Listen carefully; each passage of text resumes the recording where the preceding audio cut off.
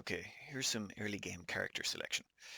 On the right here we have your researcher, standard issue, but we've done the quick learner trait, namely because that means their level is actually only 3 for leveling purposes. On the far left here we've got a dig dug. He will be digging and constructing. I would have preferred a few points in construction, but I had to re-roll for about 5 minutes and I eventually just settled on this one. Because he has learning, his construction will improve fast enough anyway. I'm happy enough. And in the middle we ended up with this amazing dog's body who'll be our general all-rounder, and they've got 5 learning and 5 athletics, which I will admit I got really lucky on that one. So let's start this up. At the very start of the game, pause immediately and locate your 3 water pockets.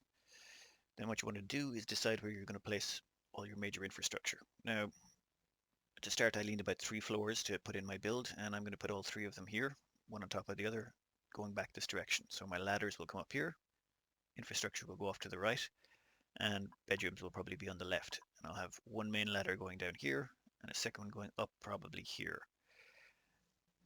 But yeah, it's very important you decide all this the very moment the game starts.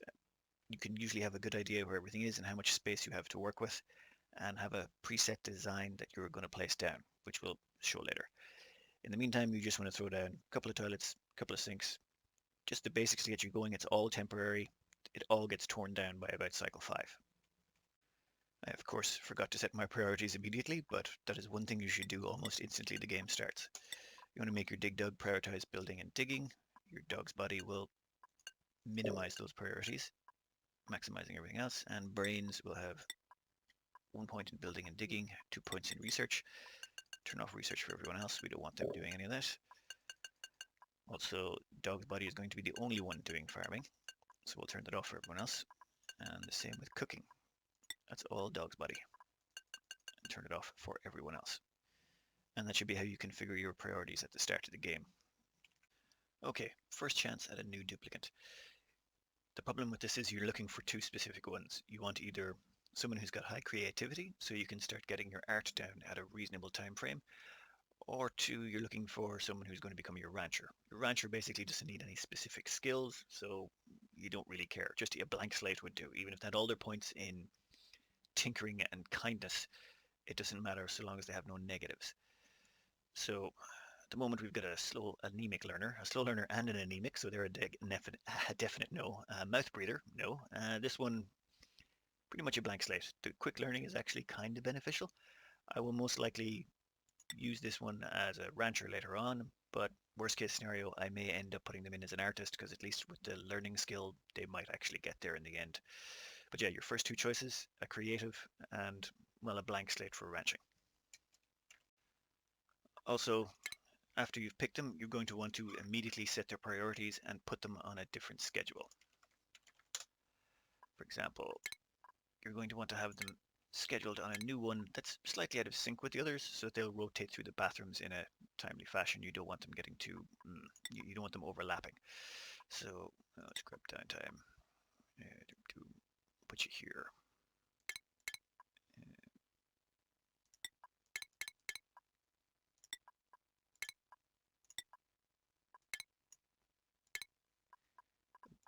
And now you have a duplicate on a second schedule, and your next 2 duplicates will be added to this, and then the 3 after that will be added to a third schedule.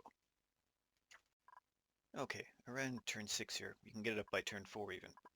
The toilets are completely finished. These are going to be my permanent facilities for quite some time. They'll be modified slightly as time goes by, but you want something similar along these lines. 3 toilets, 3 sinks, a couple of composts in the back, and a polluted water emptier. You want to get rid of all your polluted water here and dump it in this tank. And once we get access to deodorizers, we'll put a deodorizer here to stop any polluted oxygen getting out. These 3 toilets can easily handle up to 12 duplicates, so long as you put them on 4 different shifts. 3 duplicates per shift should be fine. Above it we've got our dining hall, and on top of this we're going to place our farming section. These meal woods are just temporary to supplement our food supply at the moment. Currently we're surviving on muckroot, and considering how quickly we're coring out this whole area, we've got lots of muckroot to work with, and we'll even have more once we core out the rest. And this is pretty much what you want to be aiming for. Get up your toilets, get up your dining area, get up your farming, and then you can start worrying about the more major things. As for research, the first thing you want to get is the jobs board. The jobs board is essential because you can immediately start getting your duplicants trained up. Then you want power regulation so you can get the jumbo batteries. This cuts down on the amount of times your duplicants have to go back and run on the wheel. They'll run on the wheel for longer, but once they've run on it, the battery will be charged and they won't have to come back for a long time. You're also then going to want basic farming and meal preparation. Basic farming so you get the planter pots and the ration box, and then meal preparation so you can get your hands on the mess table, because you want to create a mess hall. This gives you a +3 morale bonus, toilets give you +1, bedroom gives you +1. This gives you plenty of morale to support some of the early jobs you want to be putting your duplicants in. Now, this is fairly straightforward. The slightly less straightforward thing about jobs is they're not really jobs, they're more certifications. For example, once Brains here is put into the research assistant job, he gains +2 learning and can use supercomputers. However, if he leaves the job before he hits 100% completion, he doesn't gain, those abilities go away. They only become permanent after he's completed the job. Once he's got 100%, he will keep all those abilities and can be moved on to something else. However, once someone completes a job, their expectations, they basically become permanent. So if you train him as a research assistant, he has +4 morale requirements. It doesn't matter if you make him unemployed after that, he's still a research assistant and he's still going to require that morale. So don't put people into jobs that you do not have the morale to support. This is especially important if you get some barbecue or nice food for a while. Sure, you can short-term increase the morale of your duplicants, but you need to keep the morale of your duplicants high long-term to support the jobs they're in. If you can't support them in the higher jobs, don't move them there yet. Unless you just need something temporarily to, say, dig abyssalite or something like that. Otherwise, keep them out of the jobs, train them up in some of the lower tier jobs until you have the morale to support them. Like this farmhand here, ugh. Oh, wait, no, another rotation, he'll be fine. And this is just how the early base goes. We've got our CO2 pit here. I'll cover more on that in a little bit. Second duplicant choice. Okay, we got lucky on this one. We got a duplicant with +3 creativity. Small bladder, I don't like that one, but for the creativity and +2 learning, I'm willing to make the sacrifice. This will be our Art Dug. Art Dug will be taking over all of the creative roles and doing all our statues, paintings, that kind of thing. Basically a beastie and an art, and I've basically hit both of them in the first 2 roles. That's pretty lucky, I will admit. They will be immediately assigned priorities, and Art Dug will build dig and will crank up his art to max so that when it becomes available he will specialize in art. Also, we better get him some beds. But normally it might take you, it might be turn 15 or cycle 15 or so before you get the 2 duplicants you need. Could be even later if you get unlucky. Okay, a quick note on your early research lab setup. I always like to place my research lab right beside the gate because the gate gives an actual decor bonus, meaning my researcher usually gets a little bit of a morale boost at the start, which makes it easier to keep him in the research job before all the rest of the buildings come online. Additionally, by placing research lab, hamster wheel, small battery, and then adding the large battery on afterwards, when you have deconstructed both of these, you can then just add in the next station, which is the supercomputer. And it fits in nice and neatly right in between the 2 of them and still places you nice and close to the gate for the decor bonus. Though I think, yeah, a little bit too much rubble today, yeah. But that's a convenient way of keeping your research nice and condensed early on and keeping it on the ground floor right beside your gate. It's quick, easy to set up, no problems. Okay, early game power generation. The coal generator here is not the most efficient without smart batteries. However, there are ways around the problems associated with it. Normally you put coal in and it will keep burning the coal until it's all gone. And then it will not turn on again, or it will not request coal again until the battery level on the entire network averages 5%. Well, normally it's 50, but I like to set it to 5% myself. So to maximize the mechanics you do have access to, your best bet is to build around 5 batteries, 5 of these jumbo batteries, because one full load of coal in this coal generator will generate enough power to fill 7.5 jumbo batteries. Now we don't build 7.5 because these batteries do generate heat, 1.25 units of heat. The coal generator itself produces 9 units of heat. So what we do is We use 5 batteries. That leaves us a nice balance of absorbing most of the power that's produced, minimizes the uptime on the coal generator, so we're not generating lots of heat up here, and we can put our heat pretty much anywhere we want by placing the batteries. And here I'm placing them nice and low. Additionally, the reason I like to place the coal generator up here is it's right beside your CO2 pit, and this first load of coal will basically fill this CO2 pit instantly, meaning my early food is immediately going to be stored in a sterile environment. And the food pit here is only 3 tiles deep. That's all you need. 3 tiles is plenty to hold the CO2 in. 2 tiles won't work. It has a tendency to fluctuate. It's problematic. And your best bet here, make it 3 tiles deep, stick 2 food boxes in the bottom because you're going to need room for expansion later, and cover the top of it in ladders. This means the duplicants can just run right across this, not quite as fast as tiles, but they won't have any uninterrupted animations, which means it's nice and efficient. Additionally, since this is 2 tiles high, you can replace this area with 4 fridges. You're not going to power them, of course, but 4 fridges can fit in here and increase your storage space later when that tech becomes available. So for coal generators, 5 jumbo batteries to take advantage of the actual charge capacity. It will no longer request any coal until those 5 batteries, the combined charge in them is at 5%, as in 5% across all 5 of them. Or if one of them is at, say, oh, never mind. You get the gist. So 5 batteries for your coal generator, and this will keep you going for quite some time. I normally don't get into smart batteries until around turn cycle 25, 30 maybe. There's no rush. This system is actually quite efficient. You also want to minimize the uptime on your coal generator because it produces carbon dioxide, 20 grams a second, which is the equivalent of, well, that's 10 duplicants worth of CO2 per second, and it will quickly fill up your base with a lot of CO2, which is usually bad. Yeah, I'll cover power and how to store your food. So we're just harvesting our first meal lice here. First thing you want to do is the moment the first one's harvested, you want to stop your duplicants from eating it. You don't want them eating the raw meal lice. That is bad. Also, I don't want them eating the raw bristleberry if that ever, when that happens. Or raw mushrooms. Then you want to queue up your lice loaf immediately. Limiting what foods they eat is very beneficial. You don't want them ever eating any of the raw foods. You want them processed. Processed foods give more calories, and it takes a little bit more time and effort, but it's definitely worth the investment. So always make sure to stop them from eating it, because even if there's lice loaf available, sometimes they'll still eat the meal lice, sucking away calories that you could later converting to lice loaf. Now, as you can see, I've left most of the soil or anything I can in as infrastructure. I haven't actually replaced it with tiles unless I absolutely had to because there was air there and there was no other choice. There's actually a reason for this. What you want to do is sweeping up all this debris is actually very time consuming. It would take a couple of cycles of all the duplicants running around, depending on how far away you put your storage containers. So a simple solution is to Swiss cheese your base. So what you're going to do here is you're going to actually let the duplicants cut out half of these tiles, and all the debris on the top will actually fall down into the area below. Then you'll replace the other half of the tiles, letting the other half of the debris fall down.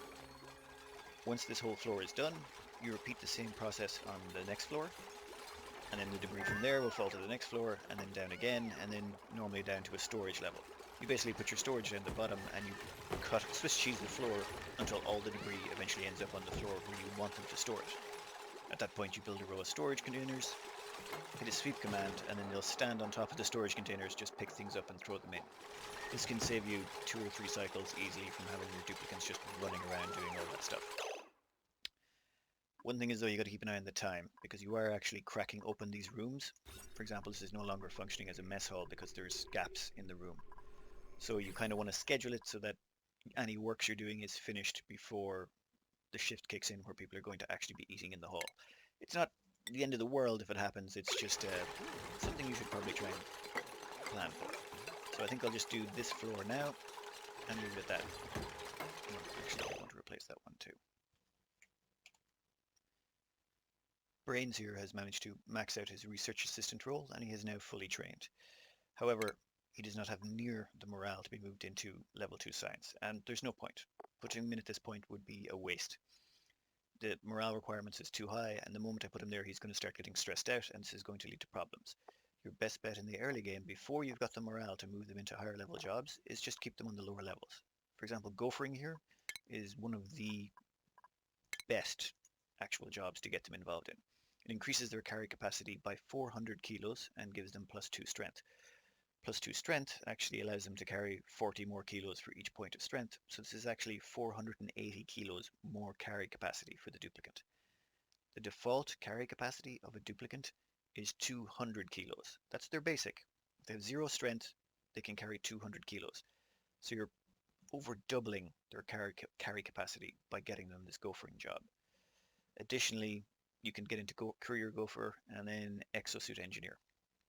Exosuit Engineer means they can actually use exosuits without a penalty. Normally you get a -6 to athletics using an exosuit. You're going to want to get this for all your duplicants because all of them will probably begin exosuits at some point or another, and worst case, it also gives them +2 athletics. So if a duplicant is finished at their primary studying, put them immediately into gophering. In fact, every single duplicant will eventually be mastering gophering. It's just, it should be done.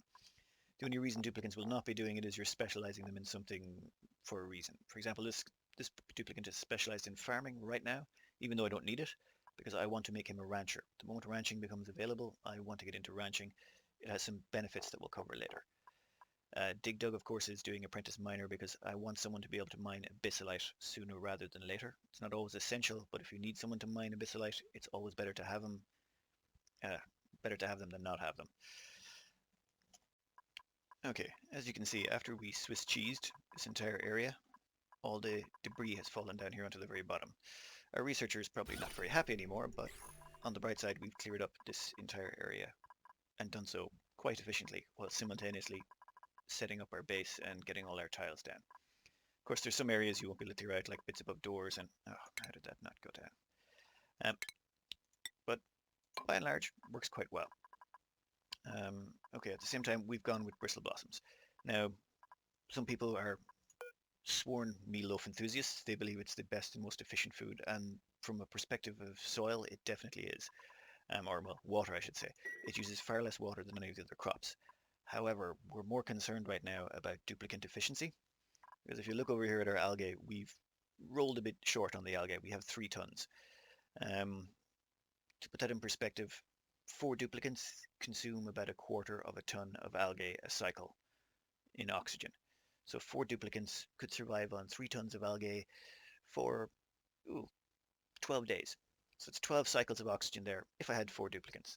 I have 5. I have less than 12 cycles of oxygen left. So as you can imagine, the pressure's on a little bit. So what I want to do is minimize the amount of time my duplicants are spent actually managing the crops. Lice loaf is harvested every 3 days, and it takes 2 meal lice to actually make 1 lice loaf. As well as that, the crop needs to be fertilized. Duplicants have to come along and put dirt on it, and when you go to put it in the micro musher, you then have to, well, you have to bring water. So it's about 6 actions to turn 6 duplicant interactions to turn mealwood into lice loaf. Bristle blossoms, on the other hand, you can actually pipe up the water, bring in the light, and then you don't have to interact with the crop at all until it's time to harvest. 1 harvest action every 6 cycles, and it produces 2,000 calories, which is far superior to the 1,700 of lice loaf, and with far less actions. Now, this will consume some of your precious early starting water, but judging by our algae situation, water isn't the least of our concerns right now. We're more concerned about the efficient use of our duplicates. Now, there are some algae pockets left around the map that I'm going to have to excavate out, and I'll definitely be able to extend this quite a bit. In fact, I've got a nice pocket up here. But by and large, you do want to switch to bristle blossoms fairly quickly, assuming you've got the temperature for it. They're far more efficient than mealwood. Later on, you can change back or do other things to help supplement your food supply or stretch your water supplies, but I would definitely recommend moving to bristle blossoms quickly to minimize duplicant labor and therefore stretch your oxygen more by getting more out of the duplicants you have. Okay, minor inconvenience in my starting area. I've got a cool steam geyser. This vents at 110 degrees, and I do not want that heat getting into my base. It will kill my bristle blossoms. You can see the distance there. Even at the start, I was having problems growing some mealwood right here. So what I'm doing is I went straight for the insulated tiles research, and I'm going to double layer this off. This doesn't happen on every playthrough, but this is not uncommon. If you encounter this, you're going to have to fast tech to insulated tiles, and I would advise a double layering. Double layering of insulated tiles of any type, sandstone even, makes no difference. You don't need anything special. Should keep out that heat for a long, long time and keep you safe into the mid-game. Just something to be aware of. And when it comes down to research, I'm just going to cover the researches you're going to want to get into. The first research you're going to want to get is the jobs board, so that you can get your duplicants assigned to jobs, then power regulation, then straight on to basic farming and meal prep. I've already covered this. Then you're going to want internal combustion, so that your duplicants don't have to run on that wheel anymore. It saves a lot of time. Also generates a bit of CO2 for your food pit. After that, you're going to want to get plumbing, so you can start getting your piping together for your bristle blossoms. Then you're going to want to get advanced research, so you can get supercomputers. The reason you want supercomputers is so that you can research hydroponic farms. This way you can automate your bristle blossom farming, and take a lot of strain off your duplicants. Now, normally the next thing you'd go for would be brute force refinement, and then generic sensors, so you can get the smart battery up and running. However, due to this minor inconvenience, I had to rush insulated tiles. Oh, and one final thing, you will have to get interior decor, so you can get ceiling lights. Otherwise, you can't grow your bristle blossoms. You'll forget that a lot. I know I do. But yeah, that's your early tech. Once you get to generic sensors and brute force refinement, so you can get smart batteries, your next port of call would probably actually be, where is it? Decontamination. This allows you to get a deodorizer and a carbon skimmer. Carbon skimmer is not essential, though I do consider deodorizers quite useful early on. And this also gains you access to sanitation, so that we can get our bathrooms up and running and plumbed. That will actually save a lot of time for our duplicants as well. We'll cover that later though. One quick word on toilets and sinks. You'll hear a lot of information that says don't upgrade to toilets. Stick on the latrines because they don't require water. And stick on the wash basins. Wash basins use roughly the exact same amount of water as a sink. It's just you can't pipe the water in or out of them. You're better off upgrading to sinks pretty much as the moment you get the tech and you've got a centralized water system. For example, here we centralize water and power down this main grid here, usually down our ladder system. It just makes it more convenient to split lines off. But lavatories, I used to avoid them for the longest time. But then I actually looked up the stats. These things are actually not that bad. They use 5 kilos of water per use. To put that in perspective, they're going to use 5 kilos of water once per cycle in this lavatory. If I was just growing lice loaf like I was before, a single lice loaf, well, not a single lice loaf, 1,000 calories of lice loaf, which a duplicant would consume, costs about 29 kilos of water to produce. So lice loaf, the cheapest water food source you can get, already uses almost 6 times as much water as one flush of the toilet does. So switching to these early on will save you an awful amount of time. They don't need to be disinfected nearly as often or at all. I'm not even sure. I don't think I've ever seen them disinfected. They don't need to be cleaned out. They don't need to be mucked out. They don't need to be filled. Same with the sinks. No disinfecting, no removing the bottles, no putting bottles in. They just work. You can leave them and they will save your duplicants time. The saving of time just allows you to get more out of your duplicants, which allows you to get more out of your oxygen, which is more out of your algae, which is always going to be in short supply at this stage of the game. You're on a coal and algae economy, and you need to maximize both of those so that you can survive as long as possible. Okay, there's been a change in the game that I just noticed recently. To get a Great Hall, it used to take a plus 20 decor item, and plants did not count. However, the game seems to be patched in a way that now plants actually count as that decor item. So the moment you actually get a plant in here, it will switch this from being a mess hall to a Great Hall. A Great Hall gives plus 6 morale. The mess hall only gives plus 3. So getting in that extra plant, as we did now, watch mess hall, Great Hall. This gives us a plus 3 morale bonus for our duplicants. So if we look at our consumables right now, who's got the lowest score? Oh, he missed lunch. He missed lunch? Not shift. Huh. Never mind. Yeah, here's the average. All of our duplicants should be getting at least 7 morale from our current buildings. Now that we've got this on top of it, the Great Hall adding an extra plus 3, that will bring us up to 10 for all our duplicates. The thing that's dragging him down probably the most here is not so much the ability to core, is it's probably the food.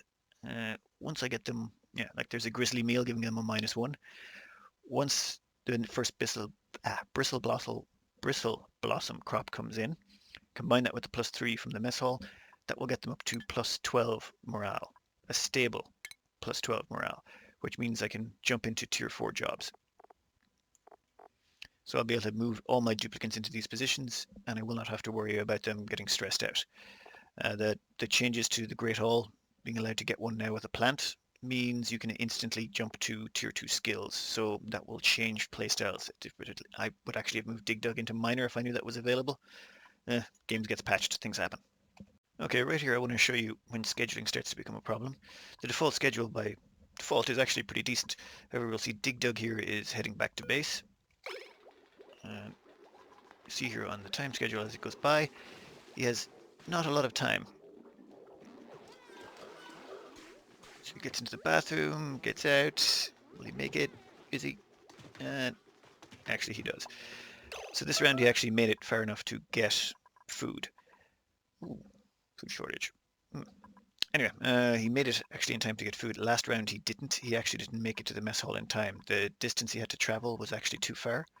So what you want to do here is start increasing their downtime so they have more time to get back to base, which means they have more time to get through to their meals. Otherwise, you're going to end up getting starvation warnings even though you've got enough food to feed everyone. It's just they don't have time to get back there. So be aware of that. When you see your dupes getting starvation warnings, even though they've got plenty of food, it's more likely it's just taking them so long to get back to base, they haven't had time to pick up food when they get back there and instead only end up going to the bathroom, skipping supper, and straight to bed. Oh yeah, we've hit cycle 20 here, and we've taken care of the carbon and power problems. First thing I want to look at here is power generation and how to do it conveniently at the start. Once you actually get access to smart batteries, what you want to do is also gain access to one of these power transformers. You then hook up the smart battery using the automation grid to the two power plants, and then set your configuration on this to about standby at 90%, active at 50. This means when this battery hits 50%, these coal generators will turn on and keep charging the battery until it hits 90. Once it drops to 50 again, they'll turn back on, and so on and so forth. Actually, I better set the priority on those to 6, because they power my whole base. Now, this power transformer is very important. What this does is when we feed power into it, it comes out the other side and it can only output 1 kilowatt. That is the maximum amount of power this device can output, which means we can overload this wire all we want. We can put on multiple machines. True, if we run them all at the same time, they all won't run completely. Some of them will start stuttering. But what's normally going to happen is you'll have more than a kilowatt of draw on your lines, but they all won't be on at once. And all you're trying to do here is cover yourself in case, in those rare instances where it does, it will start degrading your wires and causing overloads. Overloads are bad because, just say this piece of wire starts to overload, the repair cost is the same cost as replacing the entire wire.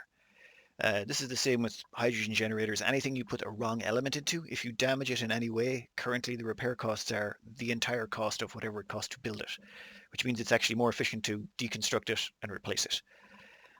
So yes, one smart battery, two coal generators either side, and then we have this leading off the power into the grid. This way we don't have to worry about getting any overloads. I also like to get up a carbon skimmer, well, relatively early, because I like to not have my duplicates suffocating when they're down here working. At the moment we're just going to centralize the water supply. This is not essential, but I do like to free up all this space so that I can put in ranches and other equipment later on. Something of note is this polluted water pit. I like to put a storage bin in here, and this is assigned towards two very important things. One is slime. You're going to have to dig up maybe a small amount of it at times, and the other is bleachstone. Both of these off-put gases you do not want to deal with. One is polluted oxygen infected with slime lung, which is bad, and the other outputs chlorine, which we don't want filling up our base. I've let in a little bit of chlorine down here so that I could fit this in a convenient area. I don't mind a tiny bit of chlorine, but a pocket like that is a definite no-no. And these bleach stones here will basically output chlorine if you accidentally mine them. So the moment you encounter these, get your storage bin here and select these as where they're placed. The water here actually stops them from off-gassing, saving you from having to worry about them dirtying up the place. We'll find a more long-term solution for them later. Centralizing water is pretty much exactly what it says on the tin. You want to set it up so that all your water is in one central location. This frees up this entire area here for me to put in floors and actually assign this out to things. Quick cut up here. It'll take a little bit more imagination to get this in there, but by and large, pretty straightforward. You may have to get a little bit creative with getting your water into the tank. Once you do, centralized water just makes it a lot easier to deal with all of this. Just make sure you have your plumbing configured and set up ready to go so that you can quickly switch over, so you don't want your crops getting stifled for any period of time. Science lab update. At this point in the game, you're going to want to move your science lab, and because we've centralized our water, this water pump was no longer going to work up there. So instead, we simply piped in the water and made our own little pitcher pump here.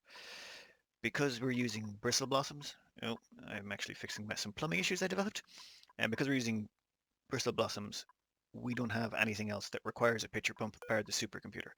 You can't actually pump water into the supercomputer, so you gotta go with a pitcher pump, and this little setup here is a handy way of getting the water there and minimizing travel distance.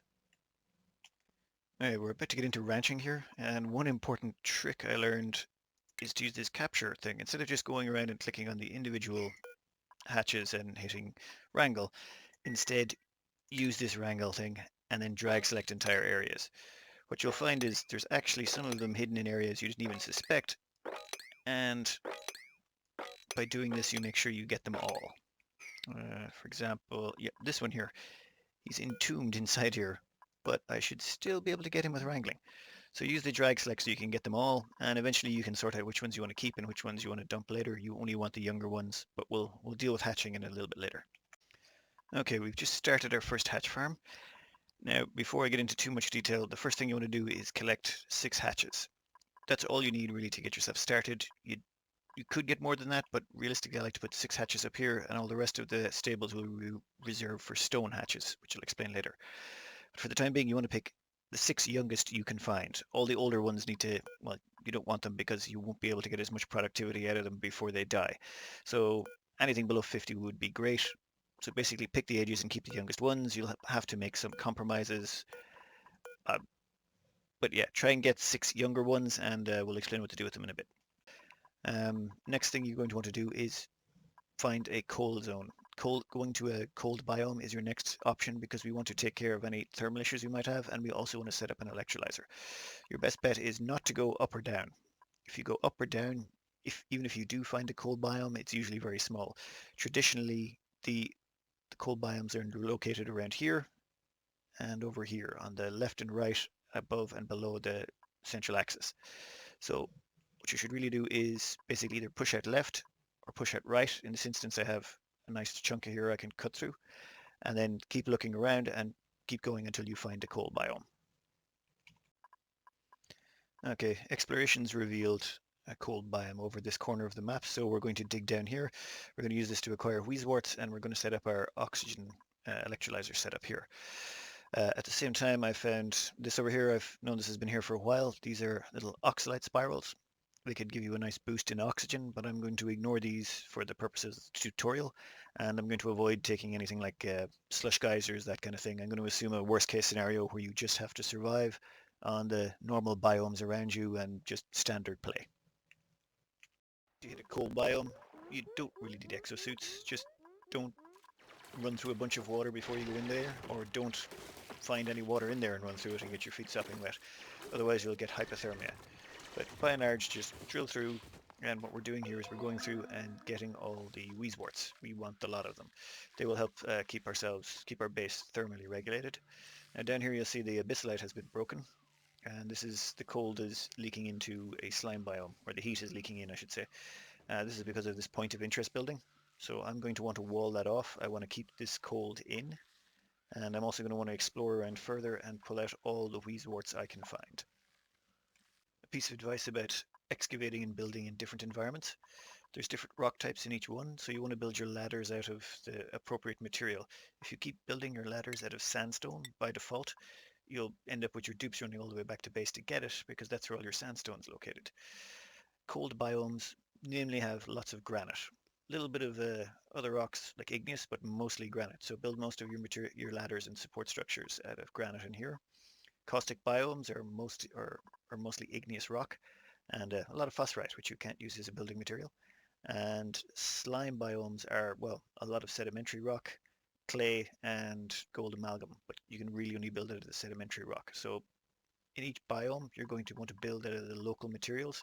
For example, these here are built out of igneous rock because I had close by access, and all of the ladders in here are built out of granite because I had close by access. Use this to your advantage and it will speed up your expansions.